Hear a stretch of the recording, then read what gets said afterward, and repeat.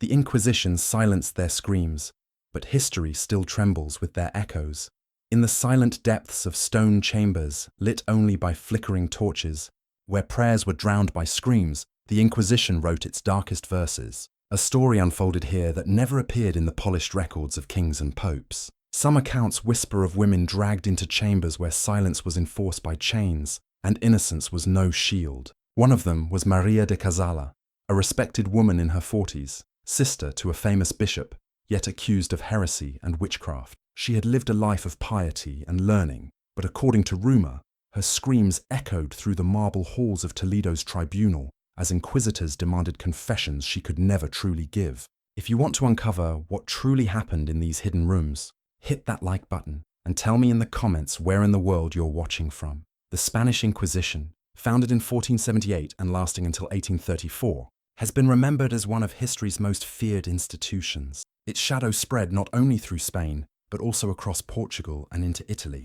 extending the reach of its tribunals far beyond their original borders. On the surface, the Inquisition was declared a guardian of faith, meant to protect the Catholic Church from heresy. Yet beneath this holy banner, its purpose was far more complex. It became a weapon of political control, a tool for monarchs and clergy to silence dissent, root out rivals, and bend entire populations to obedience. And among those caught in its grip, women stood especially vulnerable. The accusations that condemned them were often as fragile as whispers.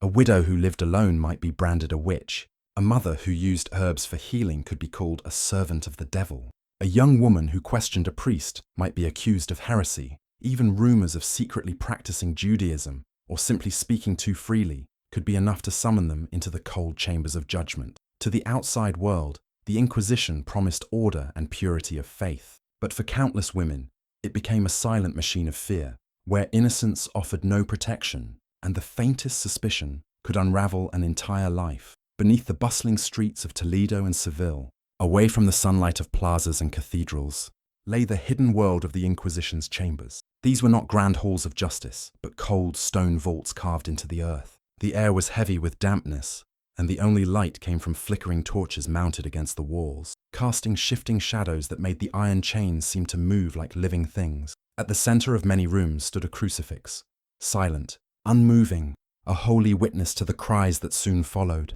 The contrast was deliberate, salvation gazing down upon suffering, as if divine approval sanctioned the torment that was to come. From the Archivo Histórico Nacional in Madrid, trial records describe women being led into these rooms, their wrists bound, their eyes blindfolded, so that even the instruments of pain remained unseen until it was too late. One inquisitorial note chillingly remarked that the chamber shall remain without witness, save God and his servants, a line that concealed more than it revealed. Here, the accused waited in silence, listening to the scrape of boots on stone, the clink of chains, the creak of wooden devices being prepared. Many later wrote, or had recorded in testimony, that the waiting was worse than the pain itself. For in these underground halls, terror began long before the first lash or tightening of rope. Within those hidden chambers, the methods of torment were as varied as they were merciless.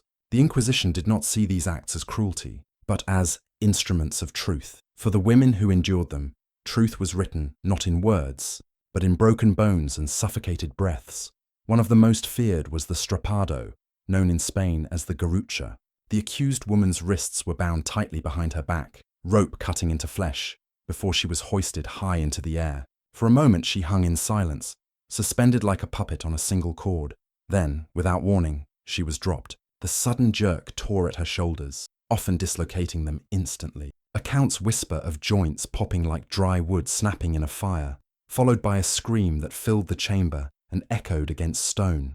Another instrument was the rack, a heavy wooden frame fitted with rollers. Here, women were stretched slowly, their arms and legs pulled apart with each turn. Witnesses recorded bones straining, ligaments tearing like cloth under pressure. It was said that even the strongest-willed eventually broke, not because they lacked faith, but because the body itself could endure no more. Rumors also tell of the iron pear, a device said to be forced into the mouth or, in darker whispers, into other orifices, then expanded until flesh tore. Historians debate its actual use, but storytellers of the time insisted it was reserved for women accused of witchcraft or sexual sin, as if tormenting their bodies carried symbolic punishment. Whether truth or legend, the image itself haunted generations. Perhaps the most insidious was the water torture, or toka. The accused was bound, her face covered with cloth, and water poured slowly over her mouth and nose, each breath filled not with air, but with choking liquid. The victim thrashed, prayed, clawed at the air, yet the torment left no wounds, only the lingering terror of drowning. One record described it plainly. She confessed, but whether truth or invention, we cannot know. Through these torments, the Inquisition claimed to protect the purity of the faith, but in the damp silence of those chambers, what truly remained was the sound of cracking bones, drowning breaths, and silent prayers whispered into the darkness. Behind every record in the Inquisition's archives lies not just a name, but a life unraveled. The cruelty of the chambers was not an abstract system. It fell on real women whose voices were nearly erased from history. One such woman was María de Cazalla, brought before the tribunal in 1532. She was no peasant accused of witchcraft, but a respected noblewoman from Guadalajara, the sister of a celebrated bishop. Learned, articulate, and in her 40s, she was accused of heresy for speaking too freely about matters of faith. Her trial records describe endless interrogations, followed by the crack of the strappado rope. Though she survived, her body bore the scars of torment, and her reputation was shattered beyond repair. Her suffering became a warning.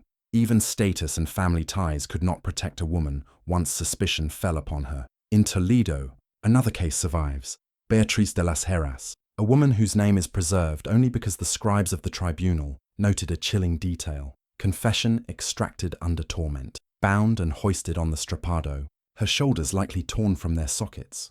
Beatriz admitted to the charges against her. Whether those words were truth, invention, or sheer desperation to end the pain, history cannot say. What remains is silence, a silence more damning than any verdict. And then there were the witch trials of Navarre in the early 1600s, where entire villages were gripped by fear. Dozens of women were accused, many dragged into the Inquisition's halls. Torture was not only a tool of punishment, but of multiplication. Under the weight of the rack or the drowning cloth, terrified women named friends, neighbors, even family. What began with a single accusation spread like fire until whole communities were consumed by suspicion. The records reveal not only what women confessed, but the terrible cost of survival, betraying others to save oneself, only to find that no one was ever truly safe. These stories remind us that the Inquisition's shadow was not cast on nameless crowds, but on individual women with lives, families, and voices. Voices that were silenced in stone chambers, yet still whisper through the fragile pages of trial record. Not all wounds of the Inquisition were carved into flesh. Many of the cruelties inflicted upon women were invisible, etched instead into their minds and spirits. Public humiliation was a weapon as sharp as any blade. Women were stripped before male inquisitors, mocked as brides of the devil, accused of lying with demons. Their modesty, so deeply valued in their society, was torn from them, leaving shame as an added layer of torment. Some records even note that jeering crowds were allowed to witness, turning private agony into public theatre. Even after the torture chamber fell silent, the ordeal was not over. The words wrung from a broken body were carefully transcribed, then read aloud in court as official confessions. Whether born of truth or desperation, the testimonies carried the same weight. Once spoken under torment, they could never be taken back. And yet some say the greatest cruelty lay not in the instruments, but in the waiting. Rumours whispered through villages that the fear of the chamber itself could destroy a woman before the rope ever touched her wrists. Night after night, prisoners lay awake in their cells, listening for footsteps, knowing that at any moment the guards might come to drag them down into the depths. For many, the silence before torture was its own form of torment, a slow unravelling of the spirit until the body was almost eager for the pain, if only to end the terror of anticipation. In this way, the Inquisition did not merely break bodies, it broke minds, turning faith into dread and transforming confession into a ritual of despair.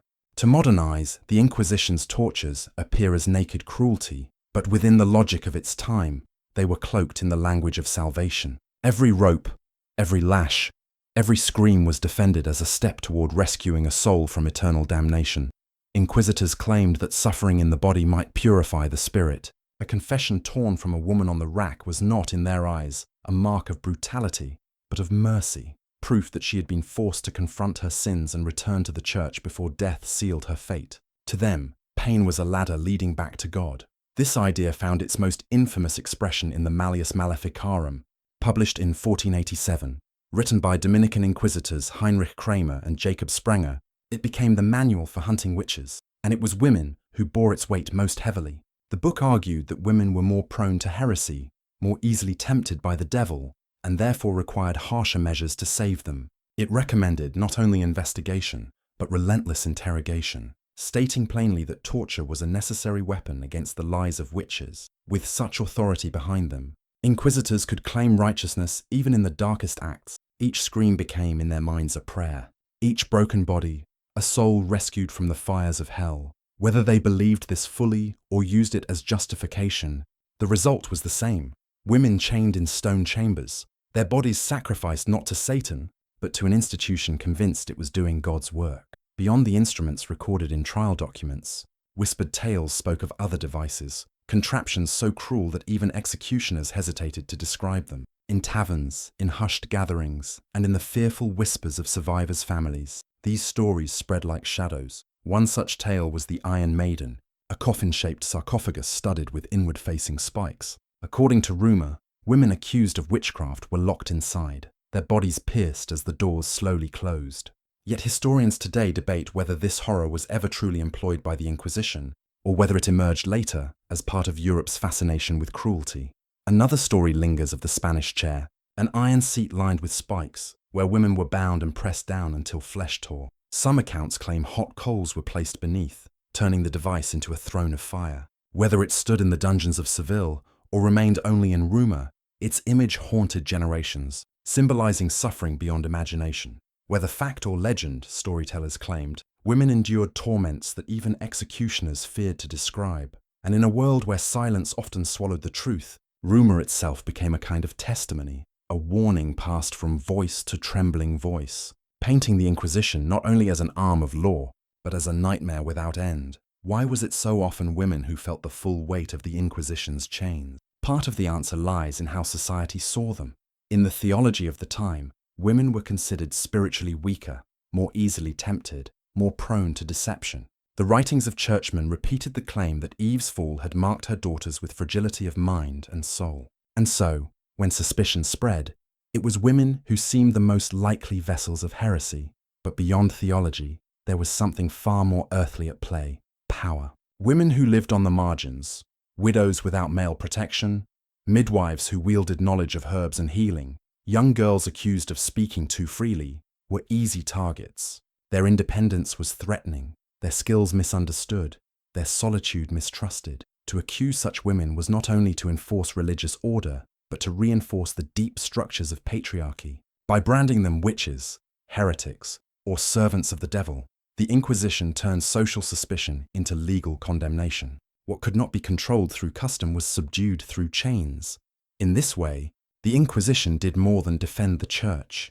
It defended a society where women's voices were feared, where their knowledge was silenced, and where their suffering became a demonstration of male authority cloaked in divine approval. If we strip away the veils of theology and legend, what remains is unmistakable: state-sanctioned torture. Today, entire libraries of psychological research give language to what victims of the Inquisition endured. We call it trauma, dissociation, post-traumatic stress.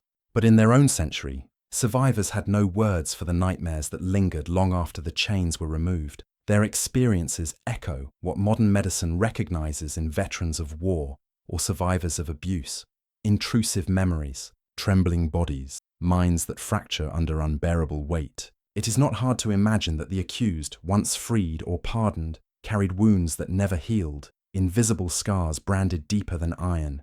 Even the bones tell the tale. Forensic studies of skeletons unearthed in Toledo and Navarre reveal patterns of damage: shoulders forced from their sockets, wrists torn by restraints, vertebrae misaligned. Each fracture whispers the same grim truth. The stories preserved in parchment were not inventions. Flesh and bone confirm what the testimonies dared to describe. In the end, the Inquisition's legacy is not confined to dusty archives or shadowed church halls. It survives in the bodies left behind, in the psychology we continue to study, and in the uneasy reminder that the machinery of power always seeks new ways to disguise cruelty as righteousness. In the silent ruins of those chambers, echoes remain, not of confessions but of suffering. The stones that once heard the cries of women now stand mute, their secrets sealed in dust and shadow. History remembers the names of kings, inquisitors, and popes. But the voices of those who endured the rack, the strappado, or the water torture are scarcely recorded. They were silenced twice, first by pain and later by erasure. Yet their suffering shaped history, altering families, communities, and generations that followed. When we walk through the archives or study the bones, we are not merely uncovering facts. We are listening for whispers. Whispers of women who were told their pain was necessary for salvation, who were broken so that others might feel powerful. And so, the question lingers, whose stories are we still forgetting today? If you believe their voices deserve to be heard, subscribe, and together we'll uncover the hidden truths that history tried to bury.